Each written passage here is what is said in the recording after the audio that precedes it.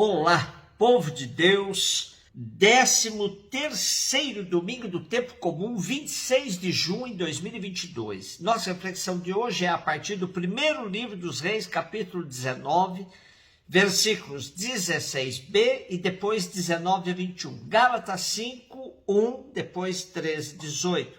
E Lucas 9, 51 a 62.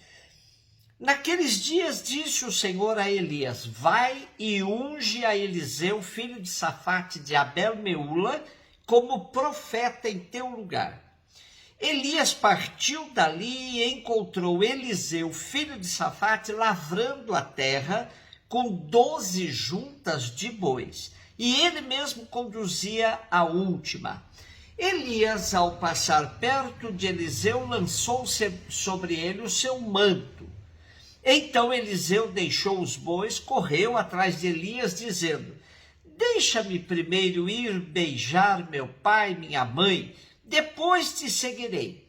E Elias respondeu: vai e volta, pois o que te fiz eu?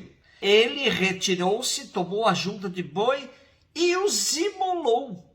Com a madeira do arado e da canga, assou a carne e deu de comer à sua gente. Depois levantou-se, seguiu Elias e pôs-se a seu serviço. O primeiro livro dos Reis, a partir do capítulo 17, nos dá narrativas sobre a tradição de Elias. O nosso texto de hoje remonta ao século IX a.C.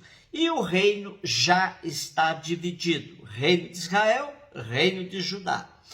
Hoje temos a indicação de que Eliseu será o substituto de Elias.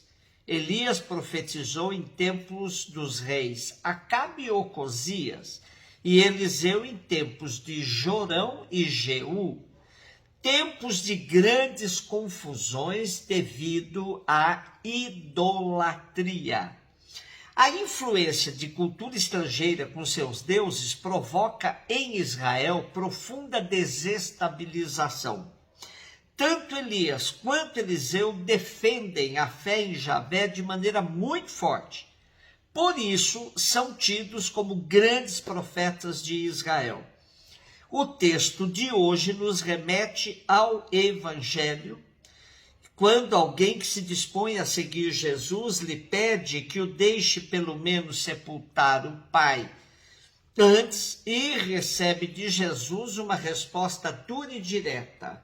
Aqui o profeta permite que Eliseu vá se despedir de sua mãe e de seu pai.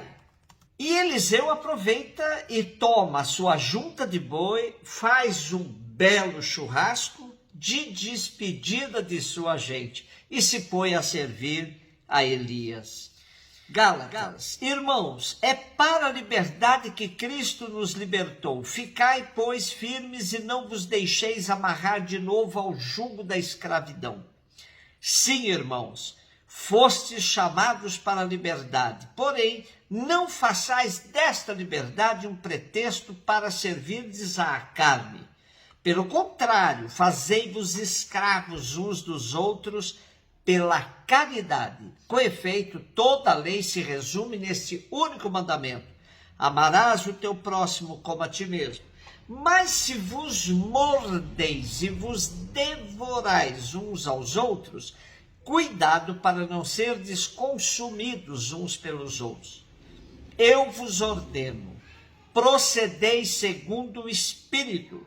Assim não satisfareis aos desejos da carne, pois a carne tem desejos contra o Espírito, e o Espírito tem desejos contra a carne. Há uma oposição entre carne e Espírito, de modo que nem sempre fazeis o que gostaríeis de fazer. Se, porém, sois conduzidos pelo Espírito, então não estais sob o jugo da lei. A carta aos Gálatas é conhecida como o Evangelho da Liberdade. Por seu forte apelo para a superação da vivência sob o jugo da lei, essa carta, ela prega de maneira muito forte que nós devemos viver na liberdade.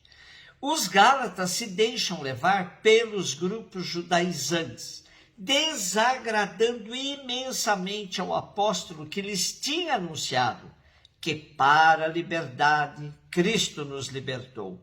Da mesma forma que Paulo opõe liberdade e escravidão da lei, contrasta a vida segundo o Espírito e a vida segundo a carne.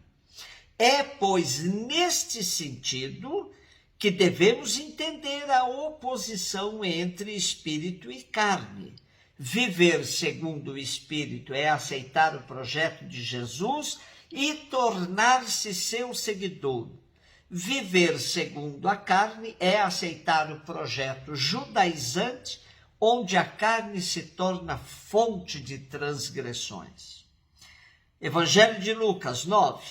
Estava chegando o tempo de Jesus ser levado para o céu. Então ele tomou a firme decisão de partir para Jerusalém e enviou mensageiros à sua frente. Estes puseram-se a caminho e entraram num povoado de samaritanos para preparar hospedagem para Jesus. Mas os samaritanos não o receberam, pois Jesus dava a impressão de que ia a Jerusalém. Vendo isso, os discípulos Tiago e João disseram: Senhor, queres que mandemos descer fogo do céu para destruí-los? Jesus, porém, voltou-se e repreendeu-os, e partiram para outro povoado. Enquanto estavam a caminho, alguém na estrada disse a Jesus: Eu te seguirei para onde quer que fores. Jesus lhe respondeu: As raposas têm tocas, os pássaros têm ninhos, mas o Filho do Homem não tem onde repousar a cabeça. E Jesus disse a outro: Segue-me. E este respondeu: Deixa-me ir primeiro enterrar meu pai. E Jesus respondeu: Deixa que os mortos enterrem seus mortos, mas tu vai anunciar o reino de Deus. Um outro ainda lhe disse: Eu te seguirei, Senhor, mas deixa-me primeiro despedir-me dos meus familiares. Jesus, porém, respondeu-lhe: Quem põe a mão no arado e olha para trás, não está apto para o reino de Deus. Há muitos biblistas que identificam essa segunda parte do Evangelho de Lucas como o Evangelho do caminho, pois ela é profundamente marcada por esta resolução de Jesus de partir para Jerusalém. Daqui em diante, por diversas vezes, lemos que Jesus continuou seu caminho rumo à capital de todos os judeus. Na primeira parte do Evangelho, Lucas situa Jesus no contexto da Galileia. Do capítulo 9 em diante, vamos seguir Jesus na sua caminhada, que é muito mais teológica que geográfica. Portanto, não se trata tanto de fazer um diário da viagem ou de fazer a lista dos lugares por onde Jesus vai passar até chegar a Jerusalém. Trata-se, sobretudo, de apresentar um itinerário espiritual, ao longo do qual Jesus vai mostrando aos discípulos os valores do reino e os vai presenteando com a plenitude da revelação de Deus. A atitude dos discípulos de Jesus, que queriam atear fogo na Samaria devido à rejeição que Jesus sofreu, é rechaçada pelo mestre, que simplesmente tomou outro rumo e continuou sua caminhada. Neste trajeto, alguém se apresenta com uma imensa disposição para seguir Jesus, mas Jesus lhe dá as condições do seguimento. As raposas têm tocas, os pássaros têm ninhos, mas o Filho do Homem não tem onde repousar a cabeça. Portanto, quem quiser segui-lo deve estar disposto a uma vida na austeridade. E a outros dois candidatos, Jesus deixa claro a urgência do reino, que implica, inclusive, o deixar mesmo a família.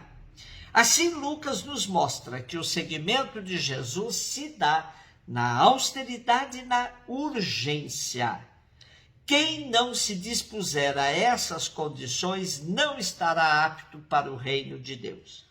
É fácil sair gritando cá e acolá, em nome de Jesus, mas segui-lo exige decisão como a de Eliseu, que vimos na primeira leitura, libertando-se de tudo que tinha para seguir Elias. Temos que ter a liberdade dos discípulos, como nos aponta o apóstolo Paulo na segunda leitura. E temos de ter o despojamento e a urgência para anunciar o reino, como Jesus nos diz no Evangelho. Um beijo no seu coração.